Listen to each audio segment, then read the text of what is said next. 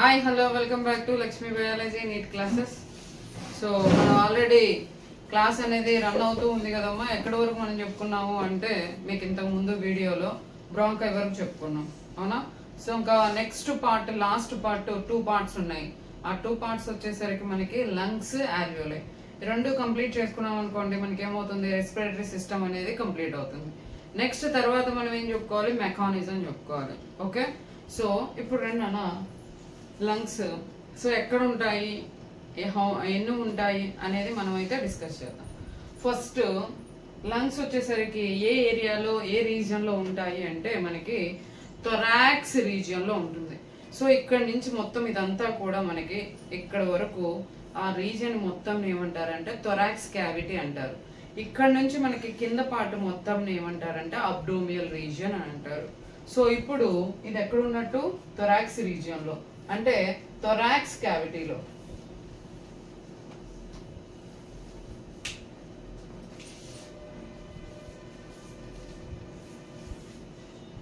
Thorax క్యావిటీలో present అయి ఉన్నాయి.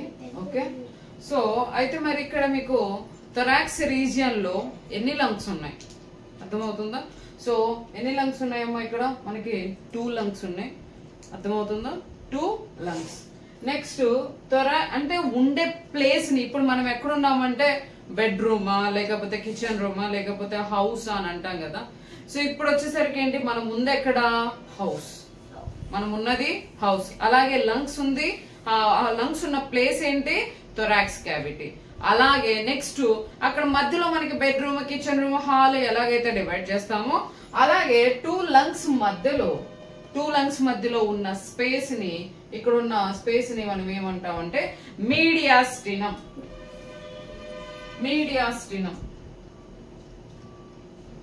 Next ఇక్కడ 2 లంగ్స్ ని గాని కంపారిజన్ చేస్తే మనకి లెఫ్ట్ లంగ్ కొంచెం పెద్దది, దేంతో కంపారిజన్ చేస్తే రైట్ లంగ్ తోటి. లెఫ్ట్ లంగ్ అనేది పెద్దది, దేంతో కంపారిజన్ చేస్తే రైట్ లంగ్ తోటి. నెక్స్ట్ అలాగే ఈ లెఫ్ట్ లంగ్ ఉంది కదా, ఈ లెఫ్ట్ లంగ్ ఒక ప్లేస్ లో ఇక్కడ నాచ్ లాగా ఉంటుంది. ఈ నాచ్ రీజియన్ లో ఏముంటుంది అంటే హార్ట్ అనేది ప్రెసెంట్ అయి ఉంటుంది. ఇది హార్ట్. ఏం ప్రెసెంట్ అయి ఉంటుంది, హార్ట్. నెక్స్ట్ ఇక్కడ లంగ్స్ కి కింద ఇక్కడ ఉండేదాన్ని ఏమంటారు అంటే డయాఫ్రాగమ్.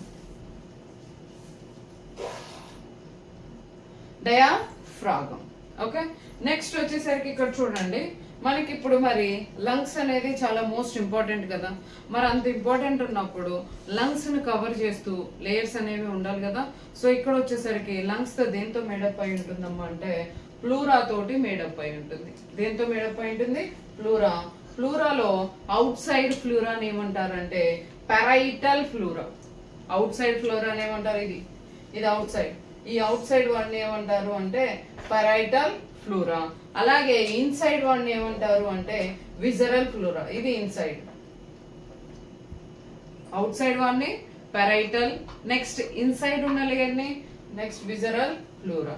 ఓకే, సో 2 ఫ్లూరాలు మధ్యలో, ఈ 2 ఫ్లూరాస్ మధ్యలో క్యావిటీ ఉంది, గ్యాప్ ఉందిగా, స్పేస్ ఉందిగా. ఆ క్యావిటీని ఏమంటాము, ఫ్లూరల్ క్యావిటీ. నెక్స్ట్ మరి గ్యాప్ ఉన్నప్పుడు అక్కడ ఏదో ఒకటి ఫిల్ అయి ఉండాలి కదా. ఆ ఫిల్ అయి ఉన్న దాన్ని ఏమంటారు అంటే ఫ్లూరల్ ఫ్లూయిడ్. ఇదిగోండి, గ్యాప్ ని ఫ్లూరల్ క్యావిటీ, ఫిల్ అయి ఉన్న లిక్విడ్ ని ఏమంటాము అంటే ఫ్లూరల్ ఫ్లూయిడ్. మరి ఆ ఫ్లూరల్ ఫ్లూయిడ్ ఫంక్షన్ ఏంటి, it is act as a shock absorber. ఎలా పనిచేస్తుంది, షాక్ అబ్జర్బర్. నెక్స్ట్ వచ్చేసరికి ఇదేం చేస్తుందంటే it will helpful to reduce friction అంటే మనకి ఇప్పుడు ఆక్సిజన్ తీసుకుంటున్నప్పుడు, కార్బన్ డైఆక్సైడ్ తీసుకుంటున్నప్పుడు లంగ్స్ అనేవి మూవ్మెంట్ చూపిస్తూ ఉంటాయి కదా. సో అలాంటప్పుడు బాగా హార్డ్ గా లేకుండా, సో అదే లిక్విడ్ ఉందనుకోండి స్మూత్ గా వెళ్ళిపోతూ ఉంటుంది కదా. జెల్లీ లాగ్ స్ట్రక్చర్ ఉన్నది అనుకోండి, ఆటోమేటిక్ ఏమవుతుంది, మనకి మూవ్మెంట్ అనేది కూడా చాలా స్మూత్ గా రన్ అవుతూ ఉంటుంది. సో దాన్ని ఇట్ విల్ హెల్ప్ఫుల్. ఆ ఫ్లూయిడ్ ఉండడం వల్ల ఏమవుతుంది, ఫ్రిక్షన్, హార్డ్ గా ఉండకుండా స్మూత్ గా వెళ్ళడానికి. ఓకే, ఇది చూడండి, మళ్ళీ చెప్తున్నాను, ప్లూరా అనేది లంగ్స్ తోటి మేడప్ అయి ఉంటుంది. సో ఎన్ని ఫ్లూరాలు ఉన్నాయంటే 2 ఉన్నాం. అవుటర్ వన్ వచ్చేసరికి ఏమంటాను పెరైటల్ ఫ్లూరా, ఇన్నర్ వచ్చేసరికి విజరల్ ఫ్లోరా. మధ్యలో క్యావిటీ ఉంది, క్యావిటీని ఏమన్నారు ఫ్లూరల్ క్యావిటీ. నెక్స్ట్ ఫ్లూయిడ్ ఉంది, ఫ్లూయిడ్ ఏమన్నాము అంటే ఫ్లూరల్ ఫ్లూయిడ్. దేనికి హెల్ప్ఫుల్ అవుతుంది? ఫ్రిక్షన్ కి, రెడ్యూస్ ద ఫ్రిక్షన్. అలాగే నెక్స్ట్ వచ్చేసరికి ఏంటి? It is act as a shock absorber. Two lungs మధ్యలో ఉన్న స్పేస్ ని మీడియాస్టిన్ అన్నాము. నాట్స్ లైక్ స్ట్రక్చర్ ఉంది, ఆ నాట్స్ లైక్ స్ట్రక్చర్ ని ఏమన్నాము అంటే మనం ఇక్కడ మనకి హార్ట్ అనేది ప్రెసెంట్ అయి ఉంటుంది. మరి థొరాక్స్ క్యావిటీకి ఇక్కడ కింద లంగ్స్ కి డౌన్ సైడ్ ఉండేదాన్ని ఏమంటారంటే డయాఫ్రాగమ్. ఈ డయాఫ్రాగమ్ మజిల్ తోటి మేడప్ అయి ఉంటుంది, దాన్ని ఏమంటారంటే ఫ్రెనిక్ మజిల్. ఓకే, ఇప్పుడు నేను మొత్తం చెప్తున్నాను ఇక్కడ. ఓకే, అర్థమైంది. నెక్స్ట్ వచ్చేసరికి ఇప్పుడు చూడండి, ఇది మనకి లంగ్స్ కదా. ఈ లంగ్స్ అనేవి 2 parts గా డివైడ్ అవుతుంది. లెఫ్ట్ లంగ్ వచ్చేసరికి మనకి 2 parts గా డివైడ్ అవుతుంది. దీన్ని ఏమంటాము అంటే ఆబ్లిక్ ఫిషర్.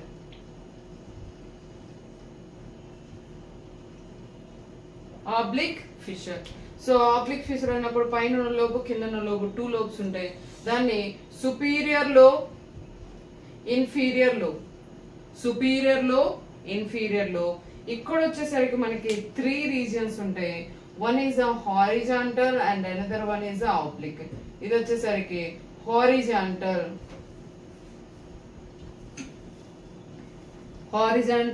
fissure.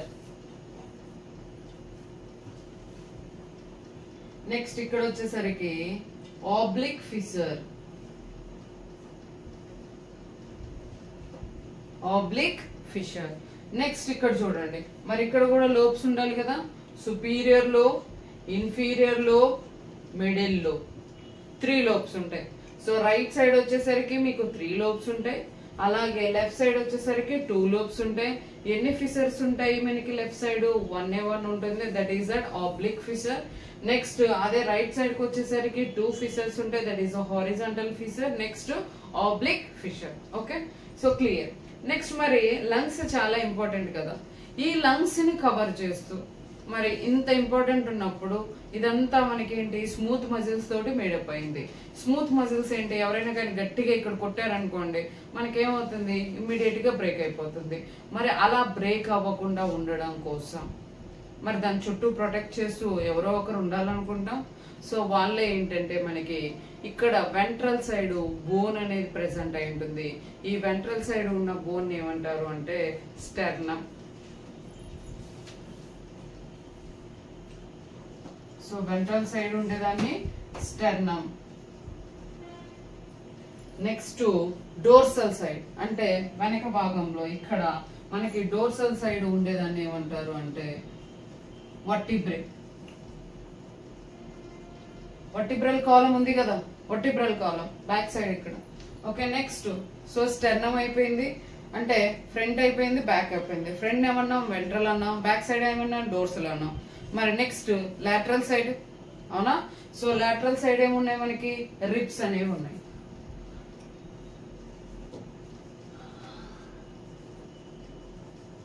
రిబ్స్ ఉన్నాయి. ఇక డౌన్ సైడ్ ఏముంది? Diaphragm. Down side diaphragm.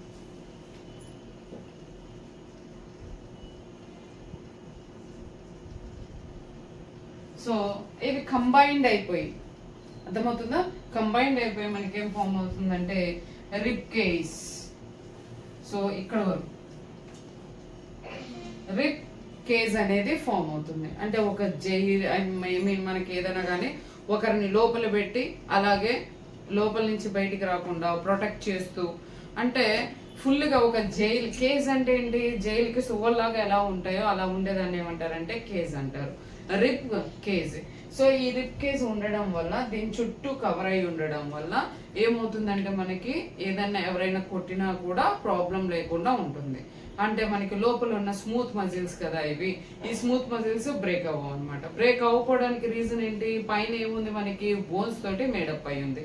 So ఈ బోన్స్ ఉండడం వల్ల ఆ బోన్స్ మొత్తం ని మనం ఏమంటున్నాం? రిబ్ కేజ్ అంటున్నాం. సో రిబ్ కేజ్ ఎన్ని బోన్స్ తోటి మేడప్ అయి ఉంది? 12 pairs తోటి మేడప్ అయి ఉంది. అవి మనకి బోన్స్ చాప్టర్ వచ్చేటప్పుడు మీకు ఆటోమేటిక్ గా వస్తాయి. ఓకే, సో ఇది వచ్చేసరికి ఏంటి? లంగ్స్ కి సంబంధించిన ఇన్ఫర్మేషన్. నెక్స్ట్ తర్వాత వచ్చేసరికి ఏంటంటే లోపల మీకు ఆల్రెడీ బ్రాంకై గురించి చెప్పేస్తున్నాను. సో బ్రాంకైలో లాస్ట్ మనకి పార్ట్ వచ్చేసరికి ఆల్వియోలై. ఈ ఆల్వియోలైని ఏమంటారంటే విజరల్ బ్యాక్ సాక్ అంటారు. ఓకే, విజరల్ బ్యాక్ సాక్.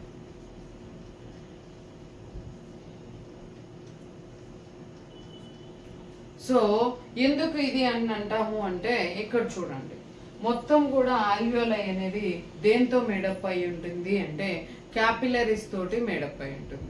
దేంతో మేడప్ అయి ఉంటుందమ్మా? క్యాపిలరీస్ తోటి మేడప్ అయింది. సో క్యాపిలరీస్ అనేవి డీఆక్సిజనేటెడ్ క్యాపిలరీస్ ఉంటాయి, ఆక్సిజనేటెడ్ క్యాపిలరీస్ అనేవి ప్రెసెంట్ అయి ఉంటాయి. మీకు ఆల్రెడీ టెక్స్ట్ బుక్ లో ఉంటుంది క్యాపిలరీస్ అనేవి. సో ఆ క్యాపిలరీస్ దేనికి అంటే మనకి ఇప్పుడు ఆల్వియోలై ఏంటికి? ఎక్స్చేంజ్ ఆఫ్ గ్యాసెస్ కి కదా, ఎక్స్చేంజ్ ఆఫ్ గ్యాసెస్ కదా. సో ఇక్కడ చూడండి, ఈ ఎక్స్చేంజ్ ఆఫ్ గ్యాసెస్ దానికి ఎల్ఐకి ముందు మనము స్ట్రక్చర్ చూద్దాం. స్ట్రక్చర్ చూసిన తర్వాత ఆ తర్వాత ఏంటి, మనం గ్యాసెస్ అనేవి ఎలా ఎక్స్చేంజ్ అవుతాయో మనం డిస్కస్ చేసుకుందాం. సో ఫస్ట్ చూడండి, ఇక్కడ ఇది ఆల్వియోలై, ఒక బ్యాగ్ లాగా, ఒక సాక్ లాగా ఉంది. సో ఆల్వియోలై దేంతో మేడప్ అయి ఉంటుందంటే స్క్వామస్ ఎపిథీలియం తోటి మేడప్ అయి ఉంటుంది. దేంతోటి? Squamous epithelium. Structural organisation in animals లో ఆల్రెడీ టిష్యూస్ లో వస్తుంది. సో స్క్వామస్ ఎపిథీలియం అనేది ఇది. ఈ స్క్వామస్ ఎపిథీలియం నేనేమని రాశాను అంటే alveolar epithelium. Alveolar epithelium. Next వచ్చేసరికి తర్వాత ఇక్కడ చూడండి, నెక్స్ట్ మెంబ్రేన్. ఇక్కడ ఈ ఆల్వియోలైకి తర్వాత ఇక్కడ క్యాపిలరీస్ అని ప్రెసెంట్ అయి ఉంటుంది అన్నాను కదా. సో ఆ క్యాపిలరీస్ ని ఏమంటామంటే బ్లడ్ క్యాపిలరీస్ కదా. సో ఈ బ్లడ్ క్యాపిలరీస్ అనేవి దేంతో మేడప్ అయి ఉన్నాయి? ఎండోథీలియం తోటి మేడప్ అయింది. దేంతోటి? ఎండో అంటే స్క్వామస్ ఎపిథీలియమే. స్క్వామస్ ఎపిథీలియం నే బ్లడ్ క్యాపిలరీస్ లో ఉన్న స్క్వామస్ ఎపిథీలియం మనం ఏమంటామంటే ఎండోథీలియం. ఎండోథీలియం అంటారు.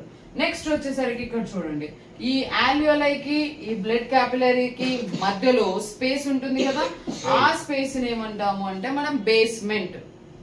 ఏమంటాము? బేస్మెంట్ అంటాం. సో నెక్స్ట్ వచ్చేసరికి ఇక్కడ చూడండి, మరి ఇప్పుడు ఆక్సిజన్ ఉంది. ఆక్సిజన్ ఉంది. ఇప్పుడు ఆక్సిజన్ ఏంటి? ఇక్కడ నుంచి ఇక్కడ క్యాపిలరీస్ లోకి ఎంటర్ అవ్వాలి. సో క్యాపిలరీస్ లోకి ఎంటర్ అవ్వాలంటే ఎన్ని మెంబ్రేన్స్ ని దాటాలి? క్రాస్ చేయాలి. సో ఎన్ని మెంబ్రేన్స్ అంటే that is the first one, second one, third one. Okay, first membrane అంటే స్క్వామస్ ఎపిథీలియం, సెకండ్ వచ్చేసరికి బేస్మెంట్ మెంబ్రేన్, థర్డ్ వచ్చేసరికి ఎండోథీలియం. సో 3 మెంబ్రేన్స్ ని క్రాస్ చేసి నీకు ఆక్సిజన్ అనేది ఇక్కడికి వస్తుంది. క్లియర్? సో నెక్స్ట్ మరి ఈ మెంబ్రెయిన్ ఏమంటాము? ఆ 3 మెంబ్రెయిన్స్ ని కలిపి మనం ఏమంటాము అంటే రెస్పిరేటరీ మెంబ్రెయిన్. ఏమంటాము? Respiratory membrane. సో ఆ రెస్పిరేటరీ మెంబ్రెయిన్ అనేది థిక్గా ఉంటే ఆక్సిజన్ స్పీడ్ గా ట్రావెల్ అవుతుందా, థిన్గా ఉంటే ఆక్సిజన్ స్పీడ్ గా ట్రావెల్ అవుతుందా అని కానీ చూసుకుంటే మెంబ్రెయిన్ అనేది ఎప్పుడూ కూడా థిన్గా ఉండాలి. థిన్గా ఉండాలి ప్లస్ దాంతో పాటు వెట్ కండిషన్ లో అంటే మాయిస్ట్ కండిషన్ లో ఉండాలి. సో మాయిస్ట్ కండిషన్ లో ఉన్నప్పుడు ఏమవుతుంది, నీకు ఆక్సిజన్ అనేది చాలా స్పీడ్ గా డిఫ్యూజన్ అనేది జరుగుతుంది. సో అర్థమైంది అనుకుంటున్నా. మెంబ్రెయిన్ అనేది ఎలా ఉండాలి? రెస్పిరేటర్ మెంబ్రెయిన్ థిన్గా ఉండాలి ప్లస్ మాయిస్ట్ నేచర్ తోటి మేడప్ అయి ఉండాలి. అలా ఉన్నప్పుడు స్పీడ్ గా వెళ్తుంది. ఓకే, నెక్స్ట్ ఇంకోటి చూడండి, ఇక్కడ ఆల్వియోలై లోపల ఇక్కడ థిన్గా ఒక డాటెడ్ లైక్ స్ట్రక్చర్ అని వేసాను చూడండి, దాన్ని ఏమంటారు అంటే లెసిథిన్ అంటారు. ఇదిగోండి ఇక్కడ రాసాను లెసిథిన్. ఓకే, సో లెసిథిన్ దేనికి హెల్ప్ అవుతుంది అంటే it is act as a surfactant. Surfactant. Okay, so surfactant ఏం చేస్తుందంటే it will reduce the water surface tension. Water surface tension ని తగ్గిస్తుంది. అలా తగ్గించడం వల్ల నీకేమవుతుంది, ఆల్వియోలై అనేది కొలాప్స్ అవ్వకుండా మనకి ప్రివెంట్ చేస్తుంది. ఓకే, అందుకే అది కూడా రాశాను, it prevent alveolar collapse lecithin ఉండడం వల్ల. మరి లెసిథిన్ అనేది ఎప్పుడు ఫామ్ అవుతుంది మనకి అంటే మన బేబీని క్యారీ చేసేటప్పుడు 7th month ఫీటస్ అప్పుడు ఈ లెసిథిన్ అనేది ఫామ్ అవుతుంది. కొంతమంది 7 months బిఫోర్ గానీ ఎవరైనా గానీ డెలివరీ అయితే వాళ్ళల్లో లెసిథిన్ అనేది ఉండదు. సో లెసిథిన్ లేదనుకోండి అప్పుడు ఏం చేస్తారు అన్న డౌట్ అయితే మీకు వస్తుంది కదా. సో డెఫినెట్ గా స్టిరాయిడ్స్ అనే ఇంజెక్షన్, స్టిరాయిడ్స్ ద్వారా వాళ్ళకి ఎక్కిస్తారు లోపలికి. ఆ స్టిరాయిడ్స్ వెళ్ళినప్పుడు ఆటోమేటిక్ గా లెసిథిన్ అనేది ఫామ్ అవుతుంది. లెసిథిన్ ఫామ్ అయినప్పుడు ఏమవుతుంది, నీకు లెసిథిన్ ఫామ్ అయింది అనుకోండి, డెఫినెట్ గా ఆల్వియోల్ అనేది ప్రాపర్ గా పనిచేస్తూ అంటే ఏ ప్రాబ్లం లేకుండా ఉంటుంది. అదే లెసిథిన్ ఫామ్ అవ్వలేదనుకోండి, ఇప్పుడు ఏం చెప్పాను మీకు, లెసిథిన్ ఫంక్షన్ ఏంటి, it will reduce the collapse అవ్వకుండా. ఎవరు కొల్లాప్స్ అవ్వకుండా, ఆల్వియోలర్ అనేది కొల్లాప్స్ అవ్వకుండా ఉంటుంది. మరి లెసిథిన్ లేకపోతే ఆల్వియోలై కొల్లాప్స్ అవుతుంది. ఆల్వియోలై కొల్లాప్స్ అయింది అనుకోండి, నీకు ఆక్సిజన్ కార్బన్ డైఆక్సైడ్ అనేది ఎక్స్చేంజ్ అవ్వదు. అవునా, అంతేనా? మనకి ఆక్సిజన్ కార్బన్ డైఆక్సైడ్ ఎక్కడ జరుగుతుంది ఎక్స్చేంజ్, ఆల్వియోలై రీజియన్ లోనే కదా. మరి అలాగే లెసిథిన్ లేకపోతే ఆల్వియోలై రీజియన్ లోనే నీకు ఎలా జరుగుతుంది, లేదు కదా. సో లెసిథిన్ అనేది very most important role play ఉంది అనమాట మనకి ఆక్సిజన్ ట్రావెల్ అవడానికి. అంటే లెసిథిన్ అనేది ఆల్వియోలైన్ ప్రొటెక్ట్ చేస్తుంది. ఆల్వియోలైన్ ప్రొటెక్ట్ చేసి బాగా ఉంచింది అనుకో, ఆటోమేటిక్ ఏమవుతుంది, ఆక్సిజన్ అనేది డిఫ్యూజ్ అవుతుంది. ఆక్సిజన్ అలాగే డిఫ్యూజ్ అవుతుంది, నెక్స్ట్ కార్బన్ డైఆక్సైడ్ కూడా అలాగే డిఫ్యూజ్ అవుతుంది. ఓకే, సో ఇది మీకు ఇన్ఫర్మేషన్ దేనికి సంబంధించింది అంటే లంగ్స్, నెక్స్ట్ వచ్చేసరికి ఆల్వియోలై. ఓకేనా? సో నెక్స్ట్ ఏంటి మనం డిస్కస్ చేసుకోబోయేది అంటే topic mechanism. So mechanism next వీడియోలో మీకైతే ఎక్స్ప్లెయిన్ అయితే చేస్తాను. ఓకే, ఈ వీడియో కానీ నచ్చితే డెఫినెట్ గా ఎవరైనా కానీ వీడియో చూస్తే వాళ్ళు మాత్రం లైక్ ప్రెస్ చేయండి. లైక్ ప్రెస్ చేశారనుకోండి, నాకు కూడా అర్థం అవుతుంది మీకు అర్థమయ్యింది అనే టాపిక్.